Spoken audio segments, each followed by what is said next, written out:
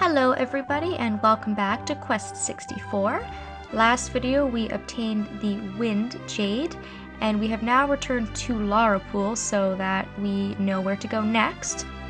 The story doesn't really explain where to go after you've obtained the Wind Jade, but if you remember, we spoke to a young magician here at Larapool named Leila, and she's the protector of this town, and I do believe she governs the element of water, and so we need to speak to her to know where to go next. Master Brian, the wind is blowing again. I owe you my hearty thanks. You're indeed a special person. In addition to being the protector of this town, I am also a messenger for Epona of Crystal Valley.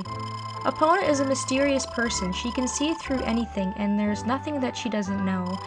She told me there is something she wishes to tell you. Outside the hotel is the room of the Crystal Well. When you are ready, proceed to the well. I will guide you to Epona. Thanks, I guess. At least she recognizes that we've done something. But, like I said, the story is very vague. We don't know this Crystal Valley place. We've never heard of this great and powerful Epona person. So I guess we're just gonna have to find out for ourselves. In order to get down to where Leila will guide you to the area, you need to come down to the very bottom of the inn. You can ignore all of those doors because they don't lead anywhere. What you want to do is come out to this area. And she's going to drain the water for us, which is going to allow us to get to our next area, which is Blue Cave. So if you come in here, you can speak to her again. I've been expecting you, because, you know, she didn't just talk to us a minute ago or anything. Release the protective water and open the road to the sacred Water Crystal Valley. The cavern entrance will appear after the water has subsided. The cavern is very long and the demons numerous, but you must take this route. I have to make sure you are a genuine magician. Epona is waiting in the valley. Alright, please hurry. The water will subside for only a short time. May the spirits watch over you on your way. Man, you know, as sort of... I didn't want to talk to you again. I wanted to open the chest. As sort of kind of helpful as these characters are in this incredibly vague storyline, they're really not that helpful. Brian does absolutely everything. He really gets the short end of the stick. Because not only did we defeat Zelsi, we got the wind moving again, and we got the wind orb. But then this lady has the audacity to tell us that we have to go through this treacherous cave with numerous demons in order to find this lady. But only if we're worthy, so if we die on our way there, then that's just too damn bad. But that's just how it goes. So as you can see, this area has been drained. There's going to be 3 spirits to pick up before we get to Blue Cave, so be on the lookout for those. She mentioned the water only being drained for a short amount of time, but this isn't under a time limit or anything. The water will stay down as long as you don't go into any buildings. So what you want to do is pick up this spirit here before you go to the shrine. So if you were to go into this door here and go back into the inn, you would have to go through the whole process of going and talking to Leila again and getting her to drain the water, so you don't want to do that. But here is the shrine that goes to Crystal Valley. We're going to have to go through Blue Cave. And make sure you turn around before entering the cave, because there's a really well-hidden spirit right in this corner here. And I'm going to start putting points into water, because when you get 25 spirits into water, you get healing level 2. And as you can see here, Blue Cave is very, well, blue. So this, as I think I have mentioned, is the longest dungeon in the game. There are 6 different enemies in here. There are 7 spirits to collect, and we are going to be here for an awful long time. This place is incredibly confusing. Everything looks the same, and of course you're going to get bombarded by monster encounters, such as is the fashion of this game.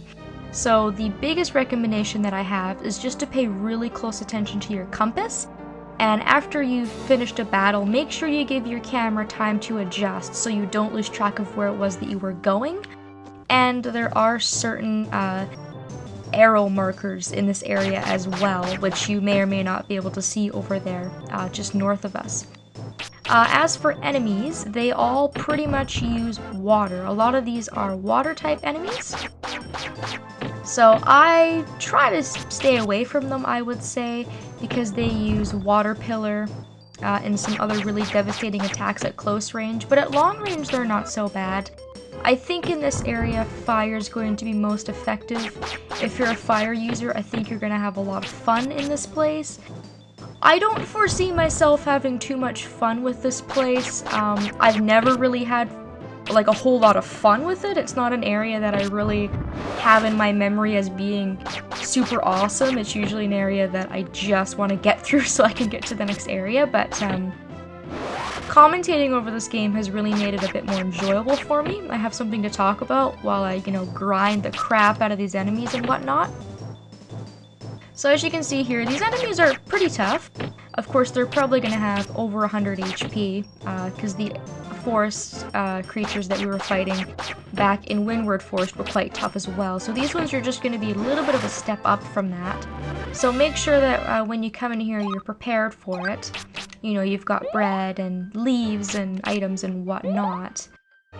Of course, you can always run away as well, which shouldn't be too much of an issue. But before I got cut off, you might be able to see that there's going to be these stones that have directional arrows on them. So that's going to guide you on where it is that the game is telling you to go, which is quite nice. However, in order to get all of the spirits and all of the items in this cave, you're going to have to take every single path, including the ones that don't have arrows. So to start out with, you come into the cave and you've got this right path with the arrows and this lefternmost path, this northern path without them. We're going to go down this way first. And that's because there is a spirit down here. And we're going to run into some new monsters. I'll try and soul search these guys, just so that we have a good general idea of some of their stats. And then I can pretty much just run away from them and move on with my life, or else we'll be here forever.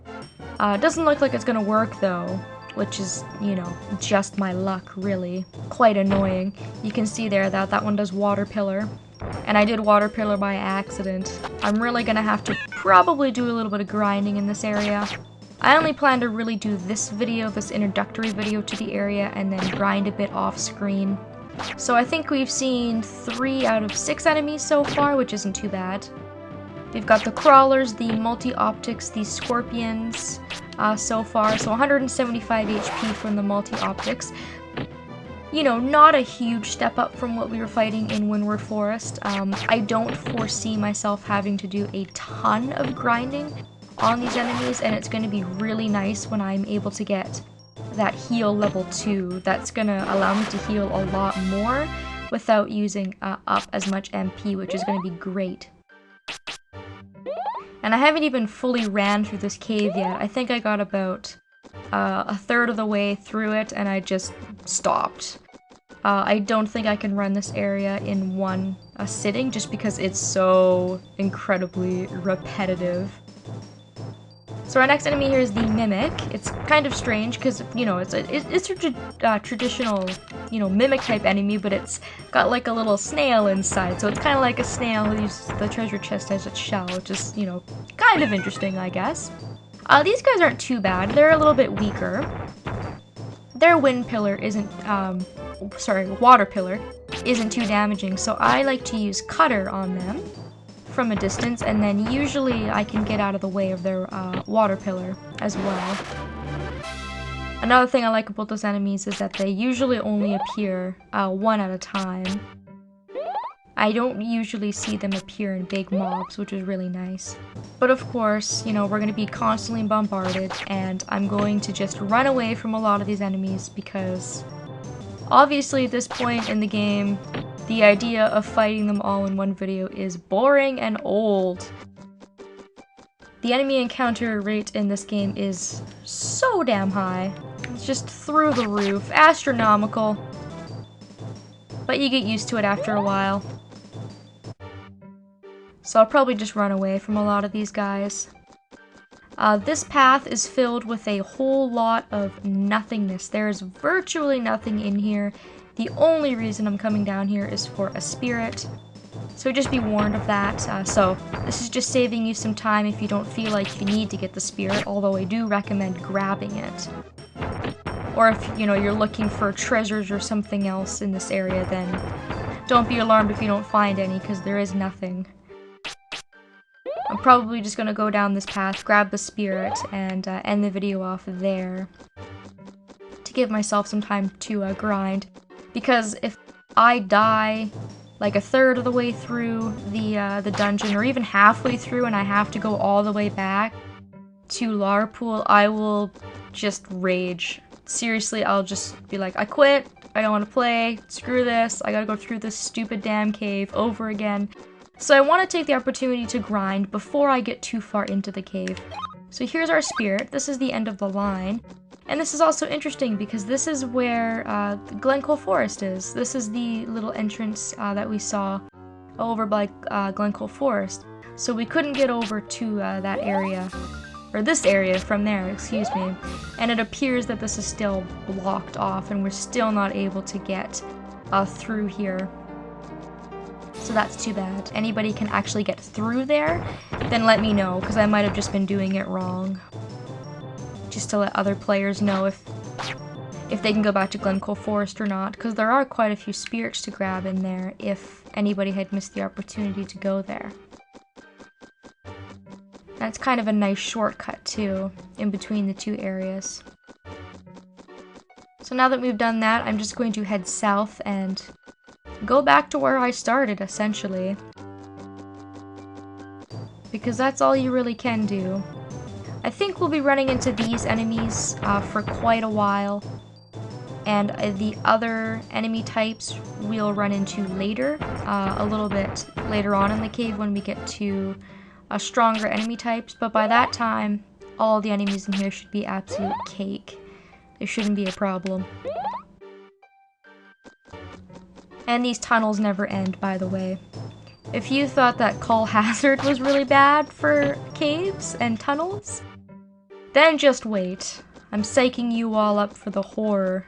I'm taking you all with me if I have to go through this stupid dungeon, which I do, but I'm gonna try not to complain about it that much. It's really not that bad. I just like to capitalize on the fact that this dungeon is freaking horrendous.